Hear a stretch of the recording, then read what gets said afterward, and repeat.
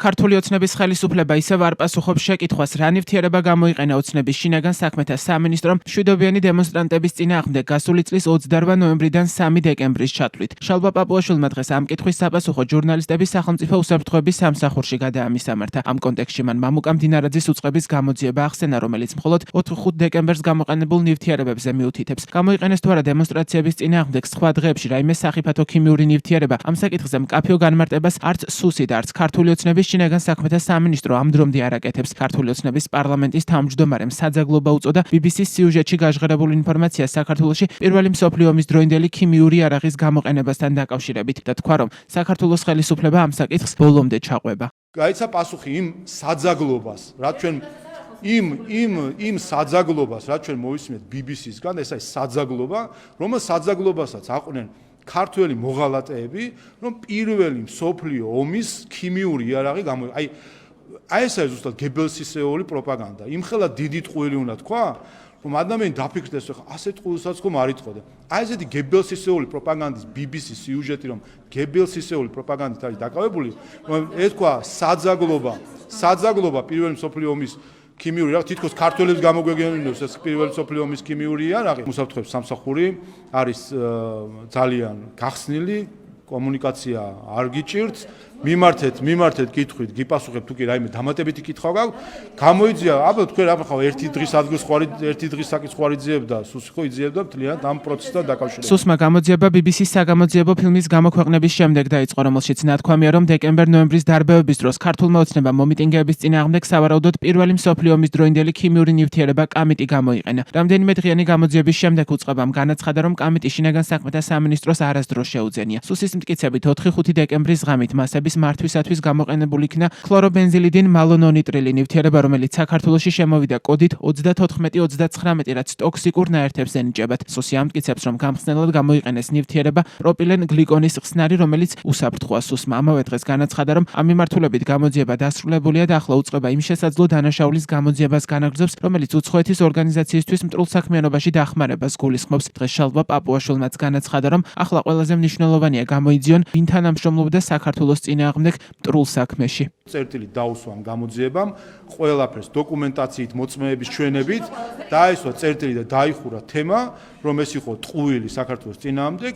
ახლა უნდა ჩავყვეთ საკითხს, ეს ტყუილი ვინ მოიფიქრა, რატომ მოიფიქრა, ვინ უწყობდა ხელს ამას, ვინ თანამშრომლობდა საქართველოს წინააღმდეგ მტრულ საქმეში. BBC-ს საგამოძიებო ფილმს დღეს ქართული ოცნების პრემიერ-მინისტრი ირაკლი კობახიძეც გამოეხმაურა და თქვა, რომ დიდმა ბრიტანეთმა საზოგადოებრივი მაუწყებლის სიყალბის გამო ბოდიში უნდა მოიხადოს. კობახიძის ამ განცხადებას მალევე გამოეხმაურა ბრიტანეთის საელჩო საქართველოში. რადიო თავისუფლების კითხვას კობახიძის მხრიდან ბოდიშის მოთხოვნაზე პასუხობს და ამბობს, რომ BBC დამოუკიდებელია და ეს საკითხი კორპორაციის გადასაწყვეტია. დღესვე გაირკვა, რომ ქართული ოცნება საერთაშორისო გამომძიებლების მოწვევას არ აპირებს. კობახიძის თქმით, საქმეზე გამოძიება დასრულებულია და თუ ვინმეს რაიმე კითხვები კიდევ დარჩა, მზად არიან გამოძიების თაობაზე ინფორმაცია მიაწოდონ. ამასთან კითხვაზე იყო თუ არა გამოყენებული გამხსნელად ტრიქლორეთილენი, კანცეროგენი, რომელიც უმძიმეს დაავადებებს იწვევს. კობახიძემ აღნიშნა, რომ ასეთი რამის გამოყენების შემთხვევაში კლინიკებში მიმართვიანობა მაღალი იქნებოდა. დიდმა ბრიტანეთმა ჯერ საზოგადოებრივი მაუწყებლის სიყალბის გამო ბოდიში უნდა მოიხადოს. ეს არის პირველი რაც ეკუთვნის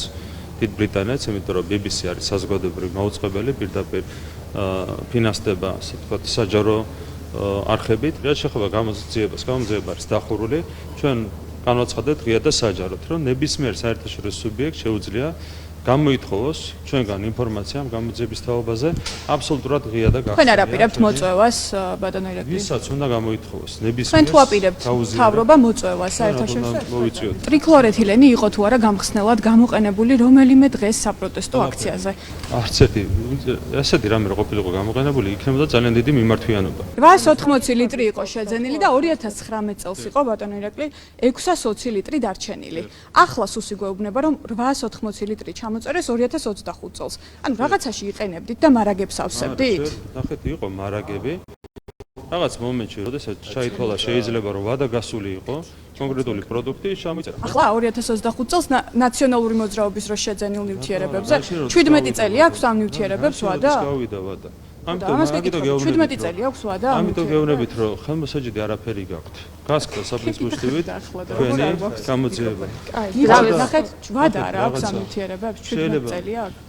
მე არ ვიცი რამდენი აქვს ჩამოწერეს ვადა. თუ მე არ ვიცი წესით აქვს რამდენი აქვს 5 ვადა. წელი დაახლოებით 7 წელი. მე არ ვიცი რამდენი აქვს ვადა, მაგრამ ვადა გასული თუ იყო, შეიძლება ჩამოწერეს რა არის ამაში. გამხსნელი ტოქსიკური ნივთიერების ტრიქლორეთილენის არსებობა შინაგან საქმეთა სამინისტროს მარაგებში არ უარყოფს სახელმწიფო უსაფრთხოების სამსახური. სუსმა 6 დეკემბერს გაკეთებულ განცხადებაში თქვა, რომ ტრიქლორეთილენი და ქროლბენზილიდინ მალონონიტრილი შინაგან საქმეთა სამინისტრომ 2007-2009 წლებში შეიძინა. უწყებაში განმარტავენ, რომ მათ მიერ დასახელებული ნივთიერება ტრიქლორეთილენი არის ჩამოწერილი ნაშთი 880 ლიტრის ოდენობით. ამ გამხსნელ ნივთიერებაზე BBC-ს საგამოძიებო ფილმშიც არის საუბარი. მედია ვარაუდობს, რომ დარბევისას ქიმიური ნივთიერების გამხსნელად სწორედ ტრიქლორეთილენი გამოიყენეს. ქიმიური იარაღის ექსპერტი BBC-ს ფილმში ამბობს, რომ ეს ნივთიერება ადვილად აღწევს კანში, ფილტვებში და კუჭ-ნაწლავში, ის მოქმედებს ნერვულ სისტემასა და გულსის ძარღვზე და მას ღვიძლზე მოქმედება შეუძლია. მისი თქმით, ეს არ არის ქიმიკატი, რომელიც შეიძლება ხალხს შეესხა პროტესტის დროს. ითი დასტურდება, რომ დემონსტრაციების წინა დღეების განმავლობაში გამხსნელად შინაგან საქმეთა სამინისტროს ტრიქლორეთილენი არ გამოუყენებია. ეს შეკითხვა ამ დრომდე პასუხგაუცემელია.